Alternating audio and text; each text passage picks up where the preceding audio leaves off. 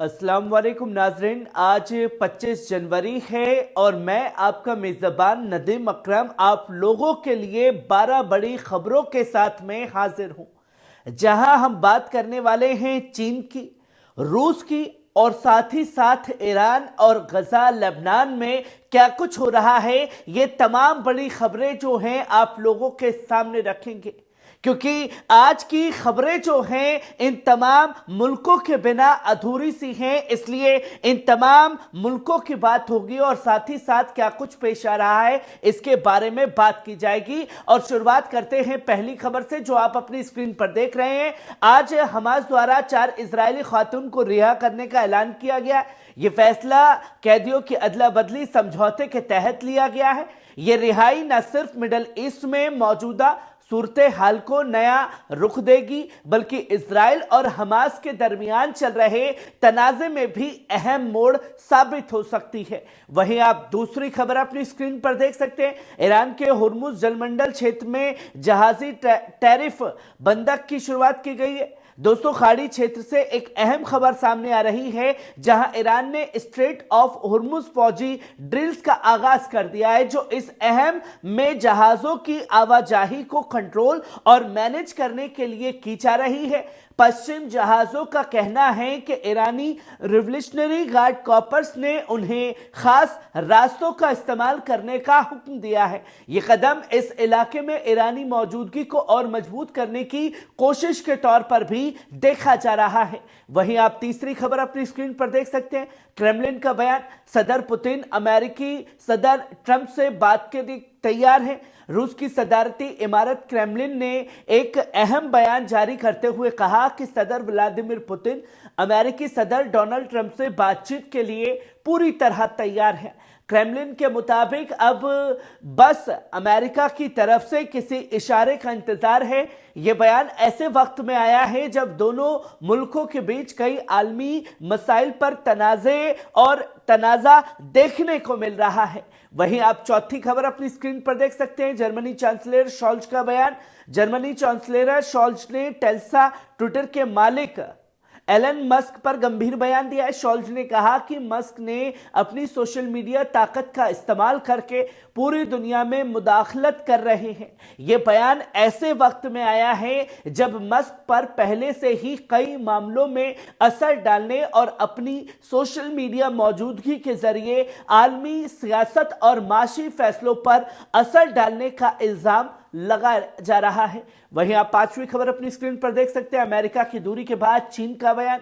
America की तरफ से वर्ल्ड हेल्थ ऑर्गेनाइजेशन WHO से दूरी बनाने के फैसले के बाद चीन ने एक अहम बयान जारी किया है। चीनी वजीर खारजा ने कहा है कि WHO का किरदार कमजोर करने के बजाय उसे और मजबूत किया जाना चाहिए। चीन हमेशा की तरह WHO का समर्थन करता रहेगा। यह बयान ऐसे वक्त में आया है जब पूरी दुनिया में सेहत से जुड़े मसाइल और माशी तनाज़ा बढ़ रहे हैं। सवाल यह है कि क्या चीन का यह कदम WHO की ताकत को बनाए रख पाएगा या अमेरिका और चीन के बीच तनाज़ा और बढ़ जाएगा। वहीं आप छठी खबर अपनी स्क्रीन पर देख सकते हैं। यहूदी तंजीम ने ट्रंप को दी लिस्ट। अमेरिका में एक यहूदी तंजीम ने सदर डोनाल्ड ट्रंप को विदेशी छात्रों की एक फहरिस्त पेश की है, जिन पर हमास की हिमायत का इल्जाम लगाया गया। इस तंजीम ने ट्रंप से गुजारिश की है कि इन छात्रों को फौरन मुनाफिर कर दिया जाए, यानी मुल्क से बाहर निकाल दिया जाए। इस मसले ने अमेरिकी सियासत और अकादमी दुनिया में एक नई बहस को जन्म दे दिया है। सवाल यह है कि क्या इस मांग से अमेरिकी यूनिवर्सिटीज और फ्रीडम ऑफ एक्सप्रेशन पर असर पड़ेगा या यह सिर्फ एक सियासी दबाव का हिस्सा है। वहीं आप सातवीं खबर अपनी स्क्रीन पर देख सकते हैं। सऊदी अरब के रास तुनारा के करीब जहाज के फौजी कश्तों पर हमला। सऊदी अरब के रास तनूरा के उत्तर पूर्व में एक संगीन वाक़े रिपोर्ट सामने आए। यूकेएमटीओ के मिली इत्तला के मुताबिक एक जहाज के कप्तान ने बताया कि एक फौजी कश्ती जहाज के करीब आई और ब्रिज पर हरे रंग की लेजर लाइट चमक रही थी। कप्तान के मुताबिक कश्ती से बार बार जहाज को बाईं जानिब ईरानी पानी के तरफ मुड़ने के हुक्म दिए जा रहे थे। ये वाकया गाड़ी क्षेत्र में पहले से मौजूद तनाव को और बढ़ाने वाला साबित हो सकता है। क्या इस घटना से मिडल ईस्ट में नए तनाज़े को जन्म देगी और इस पर आलमी बरादरी का क्या रद्द अमल होगा? वहीं आप 8वीं खबर अपनी स्क्रीन पर देख सकते हैं। अंतर्राष्ट्रीय अदालत ने तालिबान सुप्रीम लीडर हिब्बतुल्ला अखुनज़दा के खिलाफ गिरफ्तारी वारंट जारी किया है। एक अहम और ताजा खबर अफगानिस्तान से सामने आई है, जहां अंतर्राष्ट्रीय क्रिमिनल कोर्ट ने आईसीसी ने तालिबान सुप्रीम लीडर हिब्बतुल्ला अखुनज़दा के खिलाफ गिरफ्तारी का वारंट जारी किया है। हिब्बतुल्ला अखुनज़दा पर इल्जाम है कि तालिबान हुकूमत के दौरान औरतों के बुनियादी हुकूक की पाआमली की गई है। तालीम, रोजगार, आजादी जैसे बुनियादी अधिकारों पर पाबंदियां लगाकर अफगान औरतों की जिंदगियों को मुश्किल का सामना करना पड़ रहा है। इस वारंट से तालिबान हुकूमत के खिलाफ आलमी दबाव और बढ़ सकता है। वहीं आप 9वीं खबर अपनी स्क्रीन पर देख सकते हैं। सऊदी वजीर खारजा का दौरा दमिश्क। सऊदी अरब के वजीर खारजा फैसल बिन फरहान आज दमिश्क पहुंचे, जहां उन्होंने अपने सीरियाई हममनसब शुबानी से मुलाकात की। इस दौरान उन्होंने सीरियाई अवाम की ज़रूरतों को समझने और सीरिया की बहाली के लिए सऊदी अरब के तय मंसूब का ऐलान किया। फैसल बिन फरहान ने कहा कि सऊदी अरब सीरिया की तरक्की और माशी बहाली के लिए लंबे अरसे के प्रोग्राम तैयार कर रहा है। उन्होंने सीरिया पर लगे अमेरिकी पाबंदियों को फौरन हटाने की भी मांग की है, ताकि सीरिया को तरक्की और इस्तेकाम का मौका मिल सके। दूसरी जानिब सीरिया के वजीर खारजा असद अल शेबानी ने सऊदी अरब के मौक़िफ़ को सराहा और कहा कि अमेरिकी पाबंदियों ने सीरिया की माशी तरक्की को रोक दिया है। उन्होंने अरब मुल्कों से ताउन और हिमायत की अपील करते हुए कहा कि सऊदी अरब हमेशा से सीरियाई अवाम का साथी रहा है। वहीं आप 10वीं खबर अपनी स्क्रीन पर देख सकते हैं। ईरान रूस रणनीतिक साझेदारी समझौता।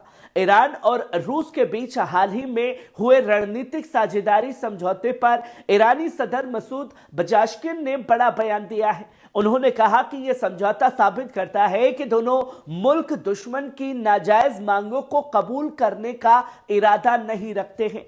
रूसी चैनल को दिए गए इंटरव्यू में सदर पज़ेश्किन ने बताया कि ये साझेदारी सुरक्षा, सियासत, माशी ताउन और तरक्की के लिए एक मजबूत बुनियाद है।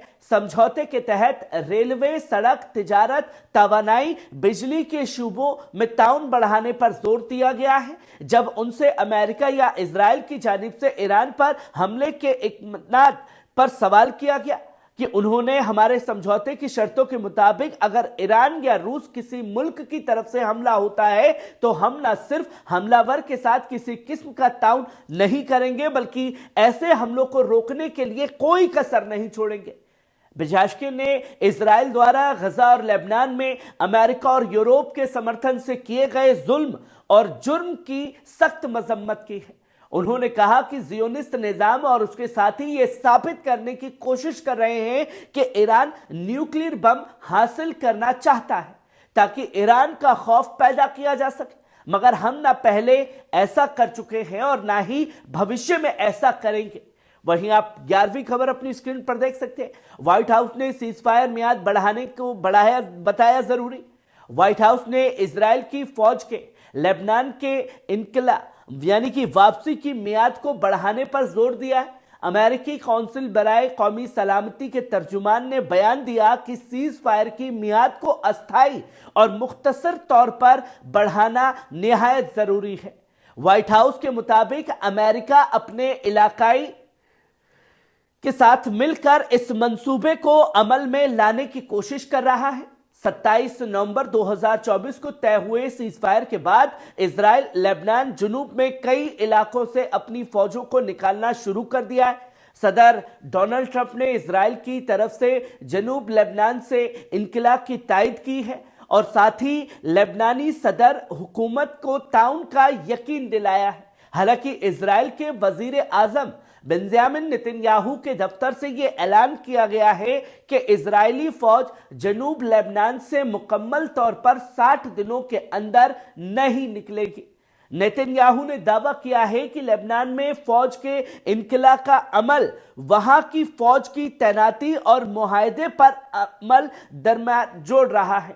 انہوں نے حزب اللہ کو لٹانی ندی سے اس پر پار جانے کو کہا ہے۔ وہی آپ 12ویں خبر اور آخری خبر اپنی اسکرین پر دیکھ سکتے ہیں۔ اسرائیل کا اعلان۔ اسرائیل کی حکومت نے جنوب لبنان سے فوجی مکمل انتقال واپسی کو معطل کرنے کا اعلان کر دیا ہے۔ وزیر اعظم نتنیاہو کے دفتر سے جاری بیان کے مطابق سیز فائر کے تحت 60 دنوں کے اندر تدریجی انخلا کو جو وعدہ کیا گیا تھا اسے پورا کرنے کے مزید وقت لگے گا۔ نتنیاہو کے بیان میں کہا گیا ہے کہ فوج کو اس شرط پر ہے کہ لبنانی فوج جنوب لبنان سے پوری طرح تعینات ہو یا حزب اللہ لٹانی ندی کے پار چلا جائے۔ اسرائیل کا دعویٰ ہے کہ لبنانی حکومت نے ابھی تک سمجھوتے کو مکمل طور پر لاگو نہیں کیا ہے۔ دوسری جانب حزب اللہ نے اسرائیل کی اس چال پر سخت رد عمل دیا ہے۔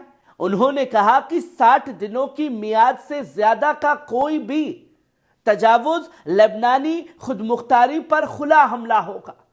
حزب اللہ نے اس تجاوز کا جواب دینے کے لیے تمام عالمی معاہدوں اور وسائل کا استعمال کرنے کی بھی دھمکی دی ہے۔ اسرائیل کی کیبنٹ نے سیز فائر میعاد کو ایک اور مہینے تک بڑھانے کا منصوبہ بنایا ہے اور امریکہ کے ساتھ اس عمل کو مکمل کرنے پر کام کر رہا ہے، لیکن یہ تنازع مڈل ایسٹ میں نئی تنازع کو ہوا دے سکتا ہے، جس کی تصویریں لگاتار لوگوں کے سامنے آ رہی ہیں۔ ناظرین، یہ تھی آج کی 12 بڑی خبریں۔ کیسی لگی؟ کمنٹ باکس میں آ کر کے اپنی رائے ضرور دیجیے گا۔ شکریہ۔